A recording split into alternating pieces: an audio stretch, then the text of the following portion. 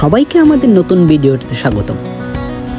আজ আমরা এসেছি হাত চাও সামরান সি বিচ রিসোর্টে। এটি সুইমিং পুলের পাশেই বিশাল সমুদ্র সৈকত। আজ রিসোর্টের খরচ নিয়ে কোনো কথা বলবো না, আজ আপনাদের দেখাবো থাইল্যান্ডের সি বিচের কিছু ঘটনা। চলো শুরু করা যাক।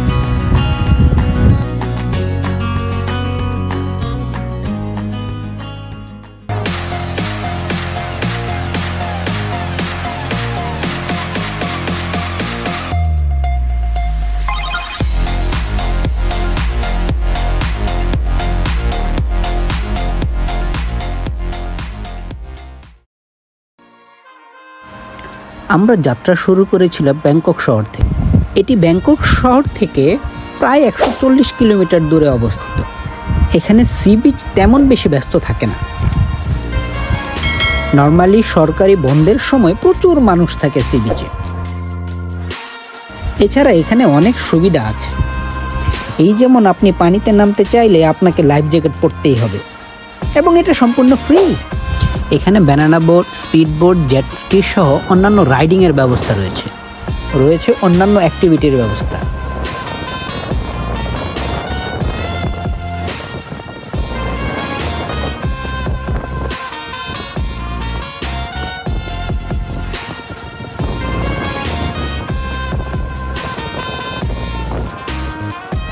এখানে একটা জিনিস দেখে খুবই ভালো লেগেছে, সমুদ্রের পানিতে জনগণের কথা চিন্তা করে বালিতে কোনো ধাতব জিনিস বা কাঁচ থাকলে তা পরিষ্কার করছে যন্ত্রের মাধ্যমে।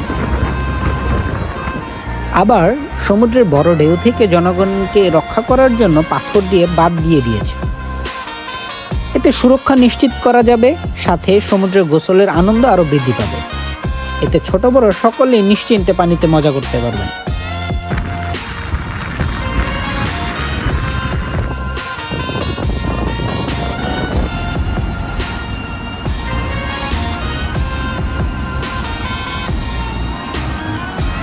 এখানে আমরা সমুদ্রের পাশে আমাদের খাবারের অর্ডার করেছিলাম। খোলা আকাশের নিচে, সামনে বিশাল সমুদ্র, প্রচুর বাতাস এবং খাবার ও অন্যান্য লেভেলের আনন্দ।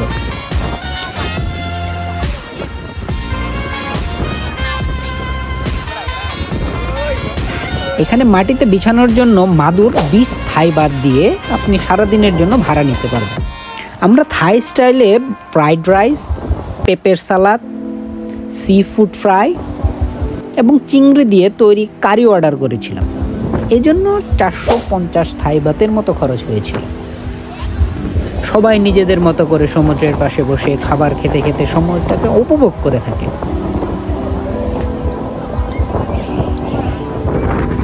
এখানে বানানা বোটে ঘন্টা 200 থাই বাত খরচ করতে হবে আপনাকে। এতে লাইফ জ্যাকেট সহ মোট 4 জন যেতে পারবে। স্পিড বোটের জন্য খরচ করতে হবে 100 থাই বাত প্রতি ঘন্টা। এই দাম কম বেশি হয়ে থাকে এক এক সময়। আবার বিশেষ জাতীয় উৎসবের সময় ফ্রিতেও মজা করতে পারবেন। জোয়ার ও ভাটার সময় খেয়াল রাখতে হবে, ওই সময় মাইকে সতর্ক বার্তা দিয়ে থাকে। আর সব জায়গায় নিরাপত্তা কর্মীরা আপনার সেবায় নিয়োজিত আছে।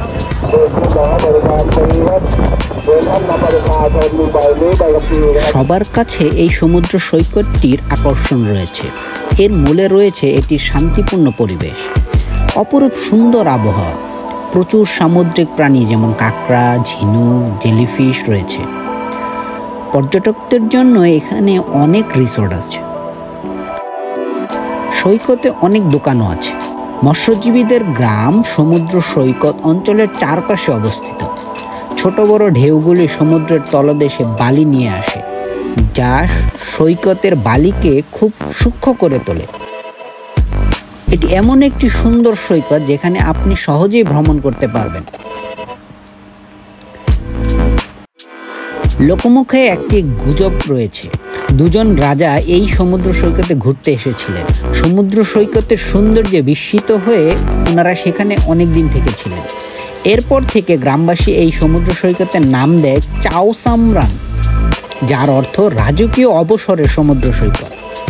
থাইল্যান্ডের 6ষ্ঠ রাজা রামের যুগে চাও সামরান সমুদ্র সৈকতটি খ্যাতির শীর্ষে পৌঁছেছিল।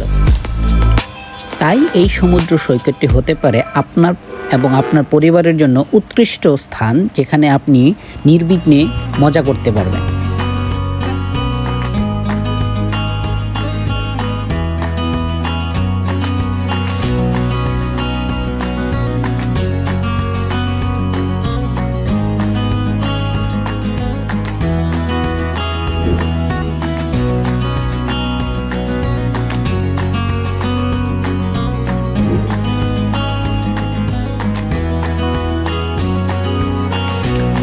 সন্ধ্যা নামার সাথে সাথে পরিবেশ শান্ত হয়ে থাকে আর সমুদ্র উত্তাল হতে থাকে। সূর্যের সাথে আমাদের বাড়ি যাবার পালা।